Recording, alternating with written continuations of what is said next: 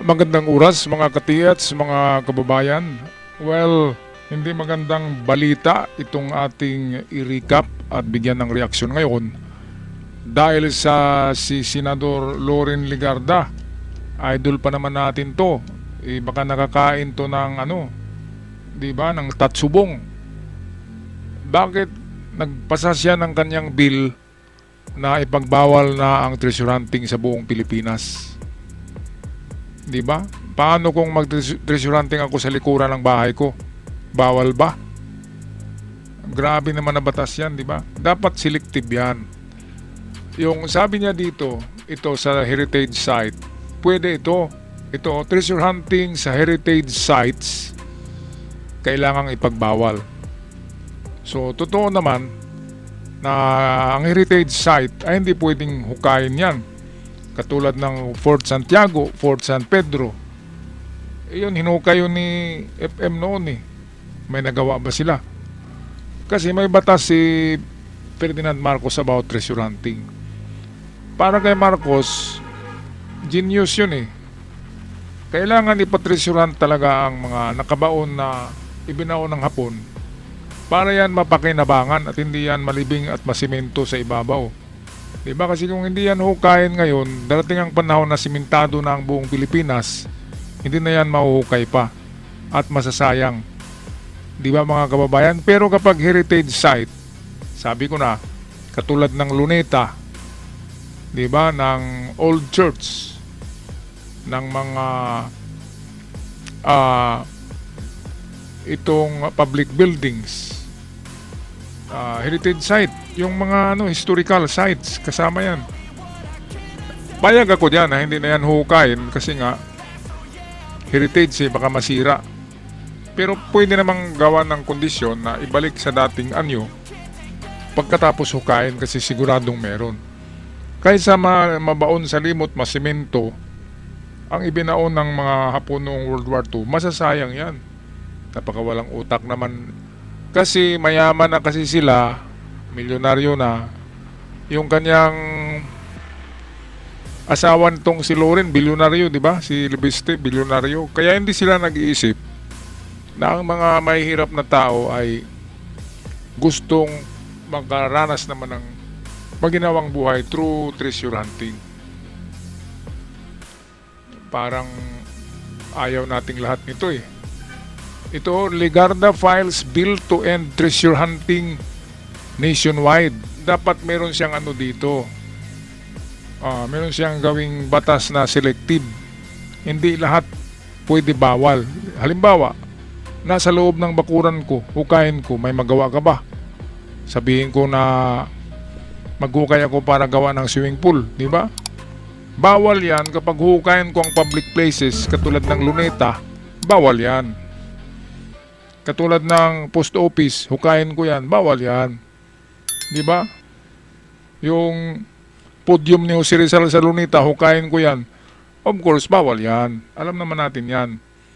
Pero ang hinuhukay kasi natin, pinaghukay natin ngayon na mga sites ay mga bundok na pagmamayari ng ating mga kakilala, kaibigan, ng ating lolo, ng ating nanay, ng tatay. Kaya bakit pagbawalan ka? Di ba wala pa kasing klaro to na batas eh.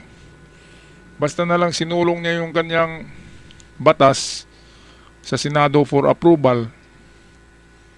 Pero hindi kumpleto yung nakasaad doon. Hindi nakalagay na kung private places o pagmamayari mo ay pwede ka.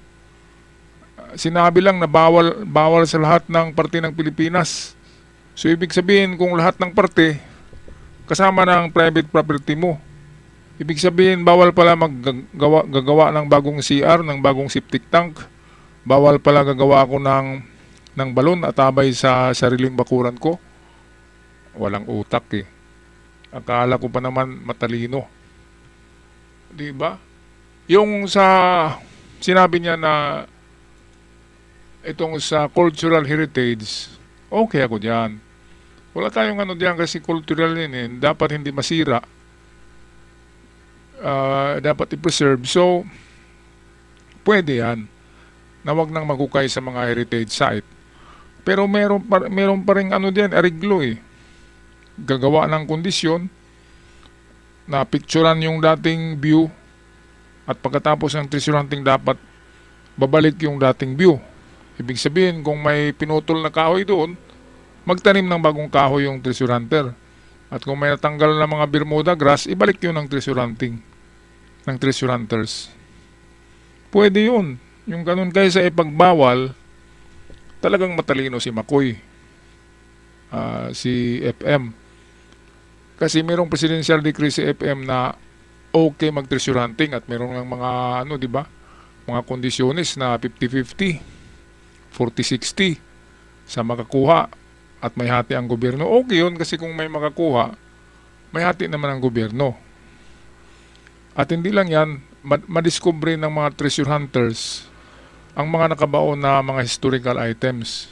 At yung mga historical items ay pwedeng maibenta sa mga museum at merong ma-display. Ngayon, kung bawal nang maghukay, di ba? Wala nang matagpuan ng mga artifacts. Kasi tayong mga treasure hunters, ginto lang naman ang hinahanap natin. Pag may nahukay tayong banga, ibibenta natin yan sa museum. May nahukay tayo ng mga antiques na plato, baso, bote, papunta yan sa museum. May nahukay tayo na very historical, na katulad ng helmet nila Magellan, ay ibenta natin sa museum. Ngayon, kung bawal na treasure hunting, ay wala talagang matagpuan ng mga ganun kasi hindi na maghuhukay ang mga tao. At isa pa, sino ba yung nagsulong ng batas na bawal na mag-gold panning? Baka si Loren Legarda rin. Yung pinagbawalan yung mga nag-gold panning sa ilog, bawal daw. Bakit magbawalan? Imbis lalalim yung ilog eh. Dahil sa gold panning, lumalalim ang ilog at maganda na yung daloy ng tubig. Ano namang masama kung mag-gold panning sa ilog? Diba? Hindi kukuha ng permit para naman at least magkapera ang LGU. Hindi yung ipagbabawal yung gold panning. Paano naman yung hanap buhay ng mga gustong maghanap buhay? Kaysa mang hold up yan, di ba? Imbis mahal ngayon ng ginto, bawal na daw mag gold panning. Gusto ko sanang magpagawa ng ano eh, yung maliit lang na mina ng natural gold, di bawal na daw eh. Kaya sino kaya ang gumawa ng batas na yun na bawal? Baka si Loren Legarda na naman. Dito sa amin, bawal na eh. Yung mga nag-gold panning doon sa maraming natural gold na mga lugar, pinagbawalan na imbis na napakamahal ng ginto ngayon. Sana marami ang yumaman, ipinatigil eh. Napakawalang iya. Kasi mayaman na kasi sila, bilyonaryo na. Kaya hindi nila alam na ang mga Pilipino ay gusto ring makatikim ng kayamanan through gold panning and treasure hunting. Hindi naman pera nila yung ating ginamit na ano, di ba? Napuhunan na pambayad sa mga naghukay, sa nagmina. Ang gawin sana na batas ay batas kung paano mag-apply ng mga permit. I-revise yung kay Marcos na mag-apply sa DNR at magbayad ng 11,000. Yun ang i-revise. Di dagdagan nila ng 12,000. Hindi yung itigil na yan, ipagbawal. Talaga namang bawal maghukay sa mga public places at mga heritage site. Kahit sa batas ni Marcos, bawal yan. Ngayon, kay Loren Legarda, rinibais niya na sa buong kapuluan, buong Pilipinas ay bawal, ibig sabihin, pati sa lupa mo. Kaya yun ang gusto kong malaman kung pati ba ang backyard ko, backyard nyo, ay bawal na maghukay o bawal ba mag-gold panning sa sariling ilog ko. Halimbawa, yung lupain ko sa kabundukan ay may ilog, may creek. Gusto ko mag-gold panning, bawal ba? Akin yun eh. Di ba yun dapat ang ritasuhin ni Loren? Hindi yung sabihin kagad na bawal. So ito, merong post dito si Rene Rio Grego. Sabi niya, oo, totoo. Balita na naghain si Senadora Loren ng Senate Bill number 1860, naglayong ipagbawal ang treasure hunting sa Pilipinas. Ang panukalang batas na ito ay naglalayong i-repeal ang Presidential Decree 1726. Ito yung Presidential Decree ni Marcos na naglatag ng mga kondisyones na kapag may mahukay ka na treasure ay hati sa gobyerno. 60-40 yun. Diba? Mapunta sa gobyerno ay 40-60 sa nakahukay. Ngayon kung nahukay yan sa private place ay maliit ang hati ng gobyerno. Pero kapag nahukay sa public places, ang treasure ay malaki ang hati ng gobyerno. Baliktad na 60-40 na 40 sa nakahukay. Pero kapag nasa lupain mo, nahukay mo yan, 60 sa'yo, 40 sa gobyerno. Mas maganda na kondisyones yung kay Marcos kasi ang gobyerno ay magkikinabang sa ating makukuha. Diba? At saka, paano makakuha ng mga antik kung hindi maghukay yung mga treasure hunters? Yung mga antik, hindi naman yan na aksidenteng nakuha, hinukay talaga yan. Kasi nakabaon na yan. Ngayon kung bawal na talaga maghukay, sino pang maghukay? Tuluyan na mabaon yung mga antik, yung historical items, yung mga ginto, tuluyan na yan na mabaon sa ilalim ng lupa kung bawal na ang treasure hunting. So ito, alisin pa daw ang probisyon hinggil sa treasure hunting permit o pati yung treasure hunting permit sa DNR, alisin na sa Republic Act ni Marcos na 166 noong 2009.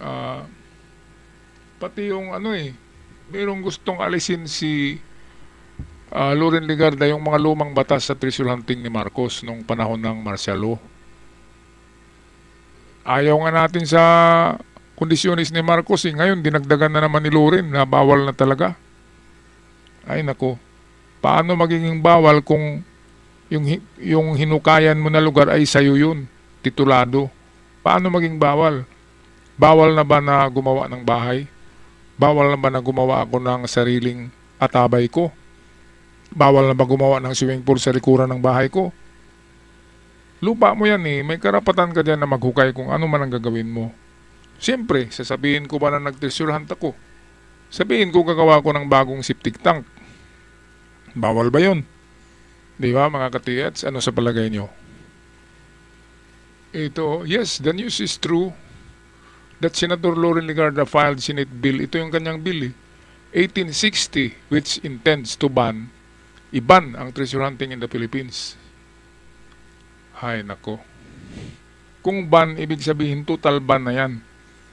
Kahit sa lupa mo pa. Pero hindi mangyari yan.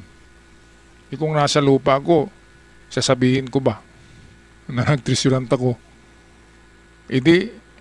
Magtayo ako ng ng maliit na kubo, andin hukayan ko yung loob sa kubo, hindi ko papakita.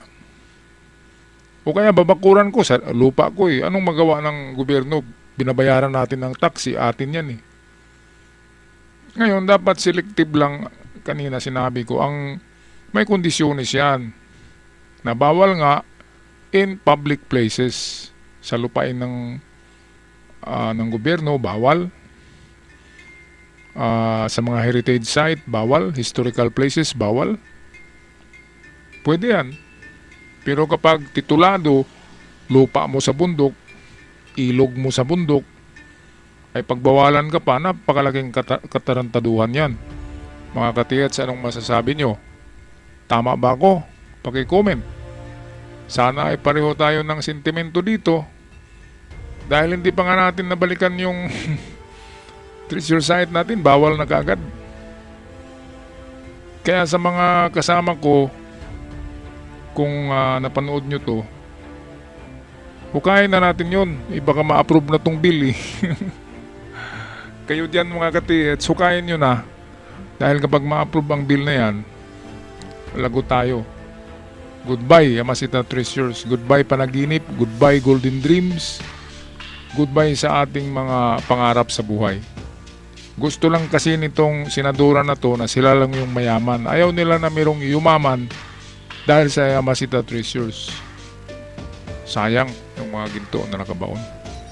Pag-i-comment na lang sa ating comment section, mga ka-TH, kung anong masasabi nyo dito sa total ban ng treasure hunting sa Pilipinas. At huwag kalimutan mag-subscribe sa mga bago pa lamang, malaking tulong yan. Maraming salamat.